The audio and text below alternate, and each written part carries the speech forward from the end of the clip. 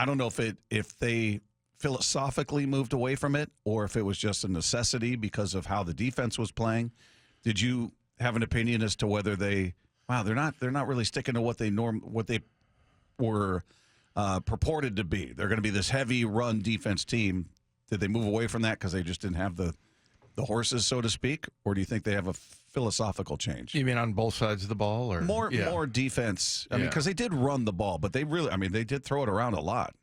Well, I think they wanted to be good on defense as far as the run, stopping the run and playing, good defense. Obviously, they weren't great. I mean, let's see, this year I think they were number 20 to 25, something like that. In terms of points? Yeah, points or total yardage and things like that. So I'll look it up on defense. But yeah, I mean, when you look at what they did on the offensive side, they just didn't really have the guys to do it. I mean, you didn't have some big road graders at guard and center, and so that's why the question is, I mean, should they get away from defense? And we talked about this briefly at the end of the show.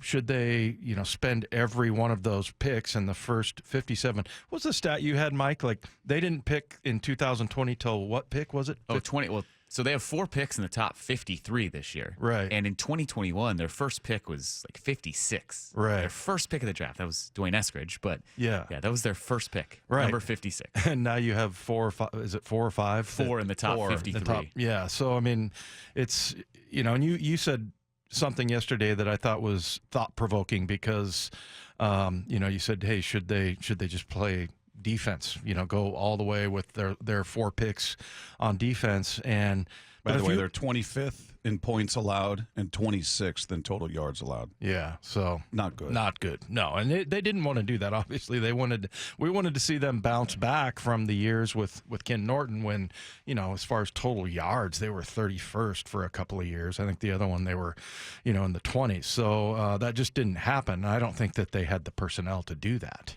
Yeah. But I think one of the things that's encouraging, we kind of stumbled on this conversation yesterday, but that's what when the Denver Broncos came into Super Bowl 48, they didn't have a great defense. I mean, they were just okay on defense, but they were the number 1 offense in a couple of different categories. So, what they did in that time off was they, between the 2 Super Bowls where they actually won in 2015, they beat Carolina in Super Bowl 50.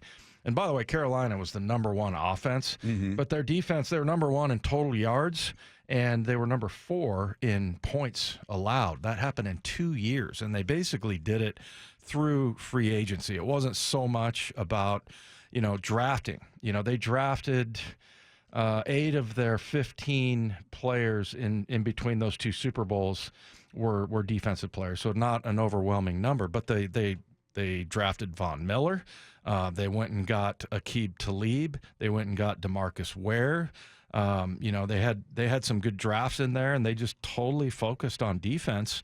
And like I said, they go up against the Carolina Panthers, who were number 1, and they beat them in the Super Bowl with that defense. So they went from almost dead last, and then their offense that year wasn't very good. In Super Bowl 50.